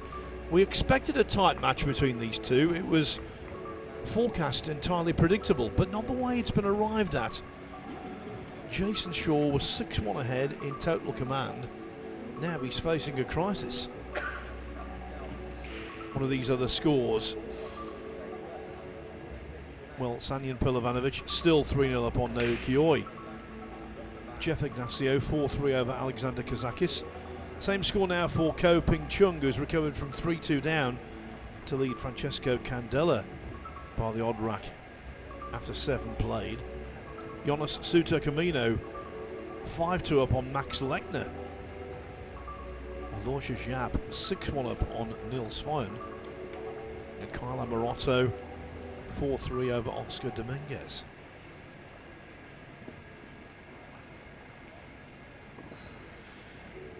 Chua was so bubbly at the start.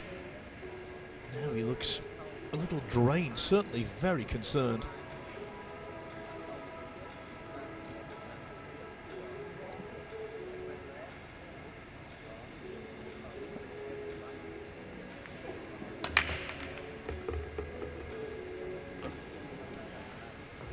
Breakoff works. 1 in the side, 4 in the corner. Tight past the 7. May have to play rail, then off the brown 7 to pocket the ball. Cheer up, Jayson. 6-6. Come on. Still in this game. That's the beauty of breaking a lot harder than some of the players. Sometimes you pot other balls. 3 balls potted off the break. Just had a quick glance there. I think he might have a full pocket for the blue too.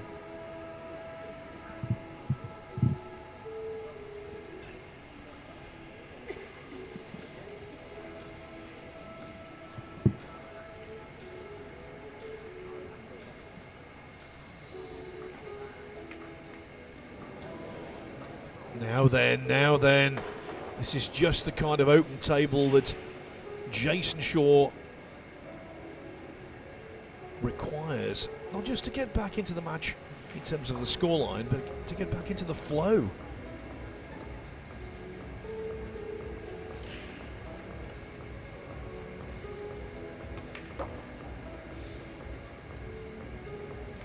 Don't think a great amount of time will be wasted here.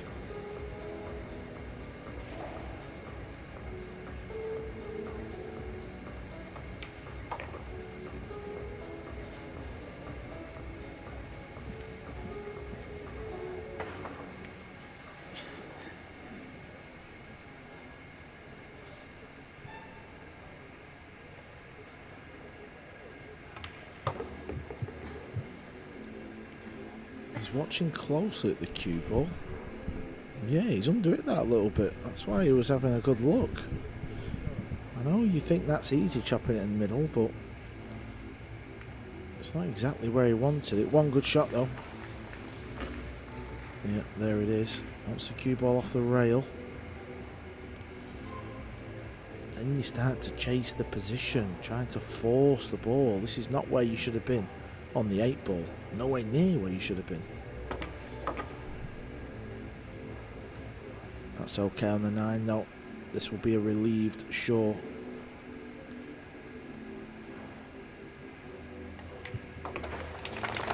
Yes, indeed, and the relief is because he's restored the lead. Okay, it's slender, but he's back in front at 7-6.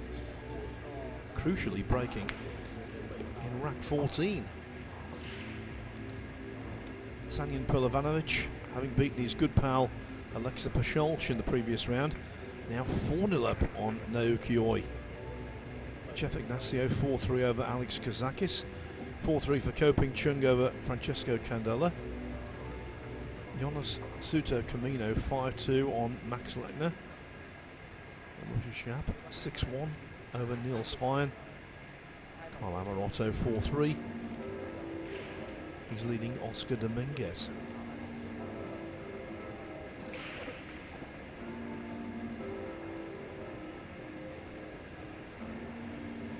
We started out on Tuesday morning with 26 tables in operation. Lots of pools still going on because we have matches in the Hanoi 9-ball Junior Open as well. But in terms of the main event, well, the day, you can't say drawing to a close. There's another match on the main arena after this. But the number of contests definitely getting smaller. And I'll tell you what, even though we're not one in there, absolutely nothing doing on the 2.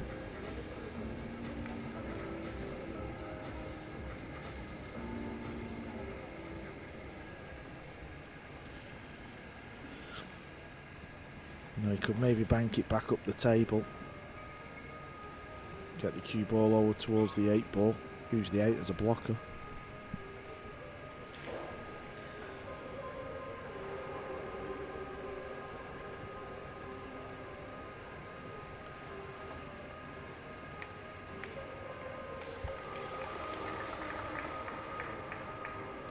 Didn't get the 2 where he wanted. He was trying to get the 2 past the purple 5.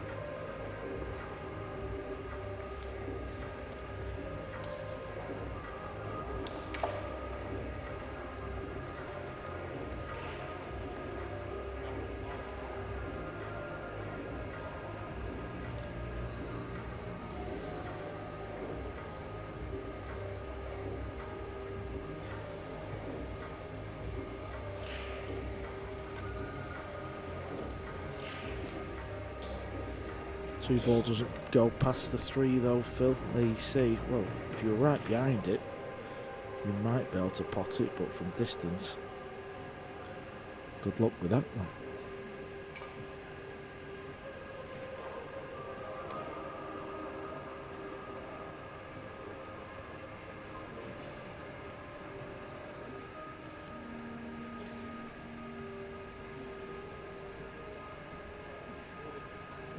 clearly the 2-ball isn't viable in terms of a straight-in shot. I think he's having a go though.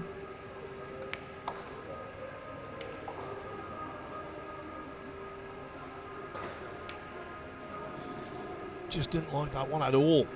I think he talked himself into it. We saw from behind the pocket there was nothing to go for.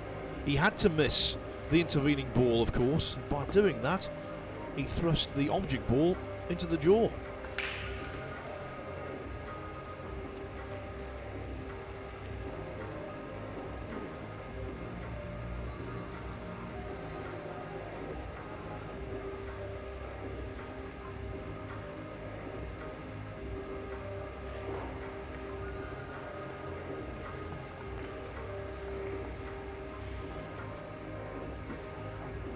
How's the jumping here? Okay, but he caught it just a hair thick, the 2, and that's why he's not made the journey onto the 3. Yeah, you're right, Phil. If he'd have potted that ball clean, he'd have landed on this 3, so it's back-to-back jumps for short.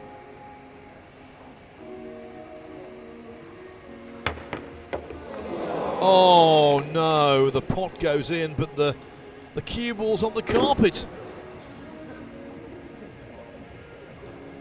And with ball in hand here, Chua just short of a racing certainty to level again. Yeah, I think the jump cue's on the floor as well. I think he just threw it down in disgust. Got to stay within the game though. Still very much in this match. He's played well.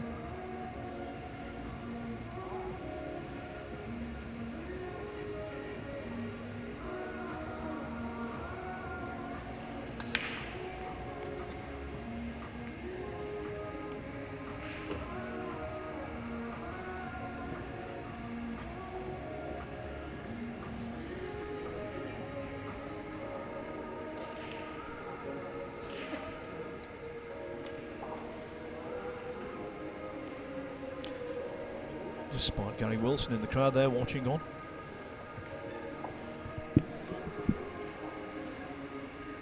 With this match going so close, what it ensures is that that transatlantic clash between Shane Van Boning and Albin Auschen coming up next on table 1, well, at some point they will have the room to themselves. Everyone will congregate around that table. Oh, Johann Chua hates that one. He's on the incorrect side of the green 6 to get all the way around the table for the 7.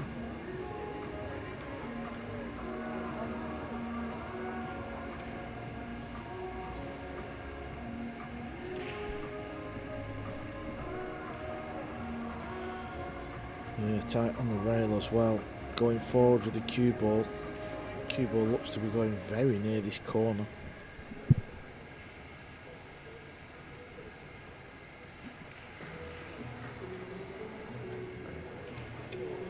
Cue ball on the long rail, incorrect angle on the 6. That was a positional shot he would love to have back.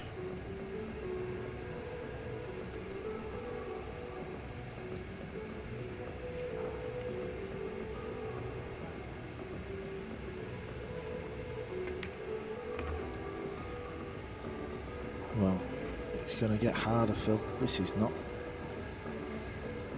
guaranteed, is it? This is super thin.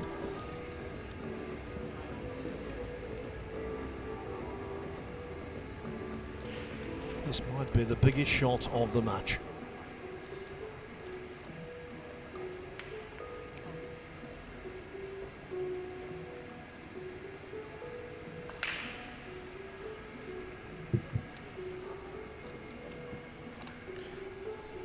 Doesn't have to play the pot. Could just stop the cue ball dead, but he's gone for it. He's stuck it up over the pocket. Just how big a moment is this? This is what I'm saying. Look, Shaw's cheering. Shaw's cheering, but I don't really see anything. You know, I don't really feel like he's had horrendous run of the ball, Phil? What do you think? Absolutely not, no. The one thing you don't want to do is light a fire in your opponent. This is exactly what I'm saying. It's like he's not focused on the actual game. It's like he's looking for little bits of luck here and there, which is madness, and he's left himself work to do now. Oh, that's a beauty though. That is a beauty.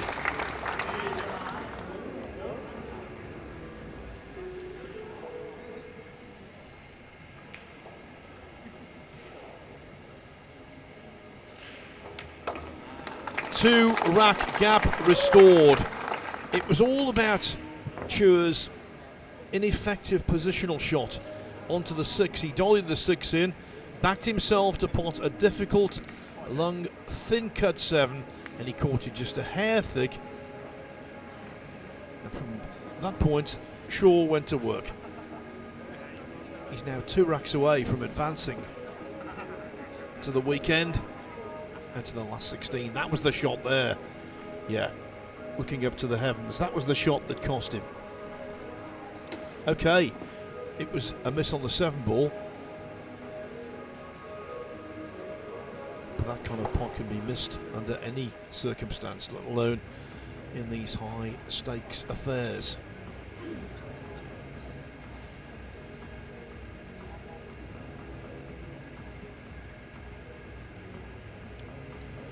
Alexander Kazakis and Jeff Ignacio 4-4. Koping Chung, it looks as though he might have taken command against Francesco Candela, leading 6-3 now is Ko. 5-3 for Jonas Suter Camino over Max Lechner. 6-2 for Aloysius Schaap against Neil Svein. Kyle Amorotto 4-3 over Oscar Dominguez. And Sanyan Perlovanovic going great guns against Naoki Oi. Perlovanovic 5-1 to the good.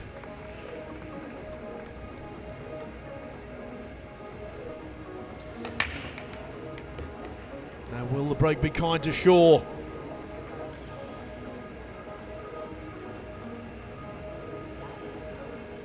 Cast your mind back to that 8 ball, Phil, and I'm bringing this up because of Shaw's mannerisms, as if he's been hard done by.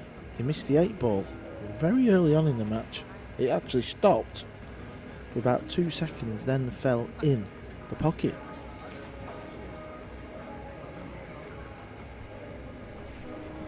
This is what happens on the grey bays. This one must be tight as well because he's got the best eyes in the game. Eagle Eyes, his nickname. So he will suss this one out better than anyone in the building.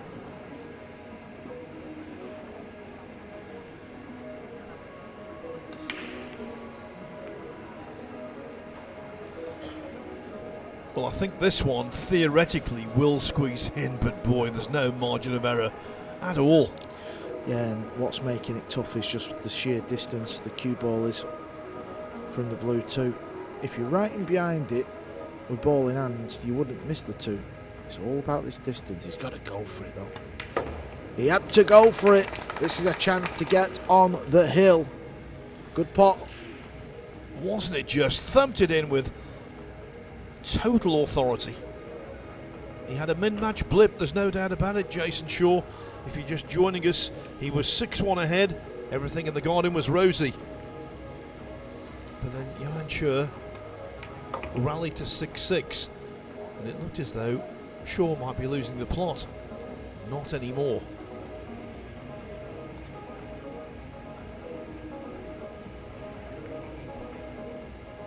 Yeah, he can just come out. Well, he can play the 6 in the top or the middle. Yeah, I don't blame him.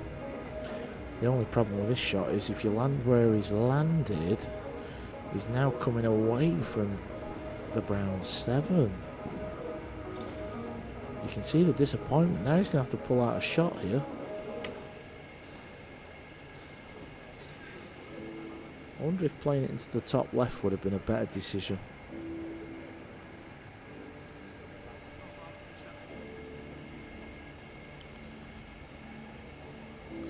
Maybe not. Maybe it was the middle. He just let the cue ball run, didn't he? Is he ripping this in? When I say ripping it in, it just means putting a big power draw on the ball. Could also go forward, but I don't think he can get on the rail to leave a straight 7 ball, so it'd be an angle pot. He's definitely not happy about it, Phil. Yeah, whatever occurs now, Johann Chua has provided Shaw's sternest opposition of the week. Oh!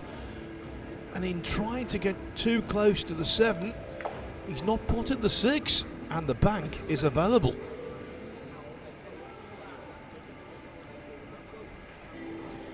I think when he played the 5 ball in the corner, I don't recall him walking round to look at the 6. Maybe he did, but he needed to take a little bit more care on the positional shot. Chua's got a bank.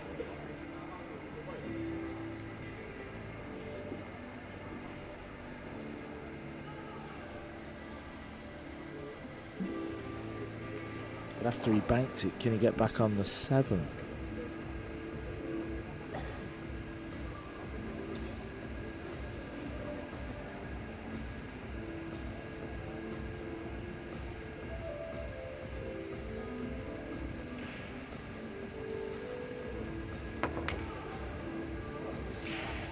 No. Thought he might have trebled the green 6, but it caught the near point. Shaw reprieved. Nevertheless, there's work to do here. Yeah, this is long. He's a world-class potter, Carl. He will need to be to guide this home.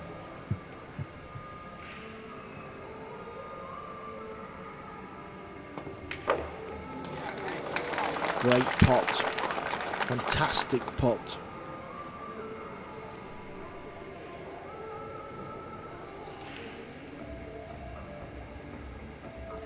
He'll pull the cue ball above the right side middle, playing the cue ball off 2 rails.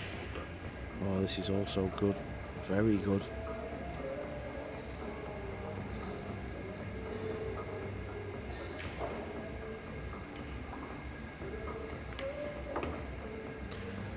He's about to go on the hill.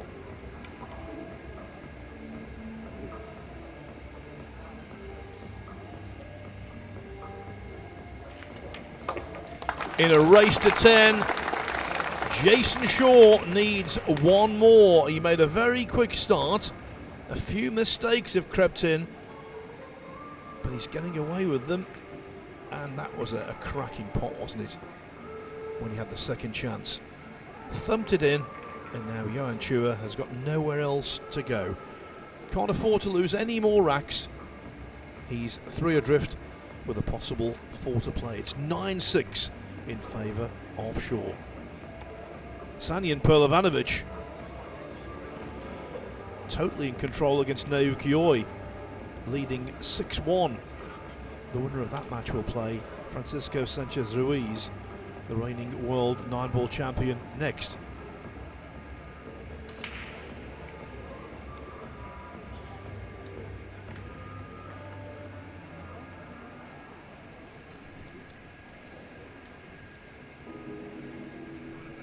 Can Jayson Shaw muster up one last effort? Other scores: Kyle Amorotto 5-3 over Oscar Dominguez. Aloysius Yap looking good for the last 16, 7-2 up on Niels Feyen. The question is here, can Shaw close the deal? In goes the 1, the 8 also.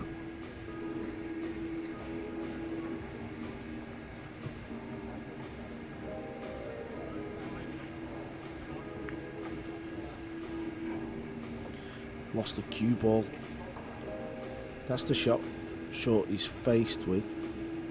I think he can pot it in the right middle. If he can, he'll have a go. Run the cue ball through the 9.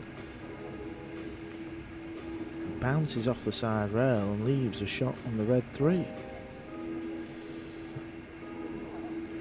Well, the referee's put the ball marker on the magic template. Got to be careful here.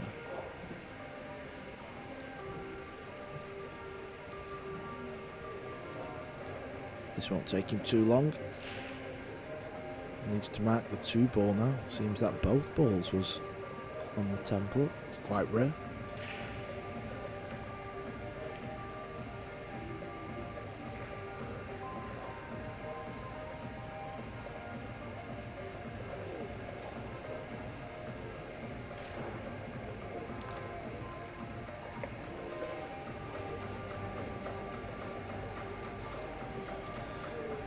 It's all very tense, isn't it? Yeah, he was having a cheeky look at chasing the 9 there. Oh, I know what he's doing. He's potting the ball and seeing if the 9 goes off the 7.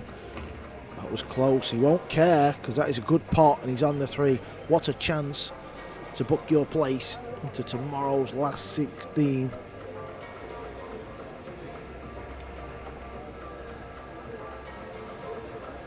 All the balls in the open. One of the finest potters 9-ball pool has ever seen. So you think it's over. Maybe Johann Chua thinks that way also, but strange things happen in clinching racks. Don't take anything for granted. There won't be any complacency from Chua, I can tell you that.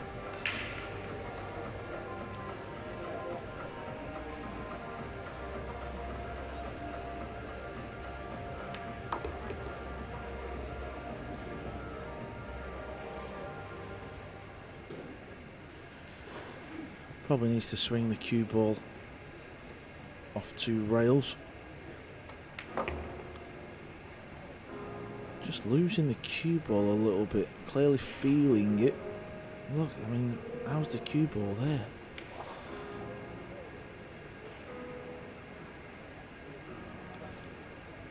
And in this kind of situation, Cole, you know far better than me, you don't want to add any extra layer of difficulty, do you?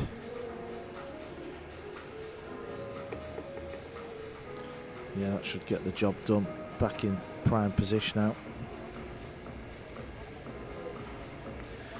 I think we might see a little bit of emotion here from Shaw because he's just really put himself through the mill in this match. Not played bad, I don't mean that. I just mean he was getting a little bit worked up when Chua was on the comeback trail.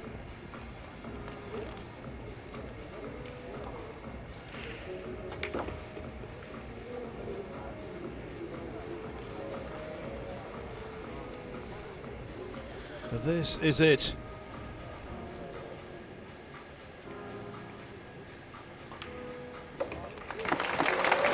When he had to be, that was a case of Scotland the brave, knocking in the balls to get over the line.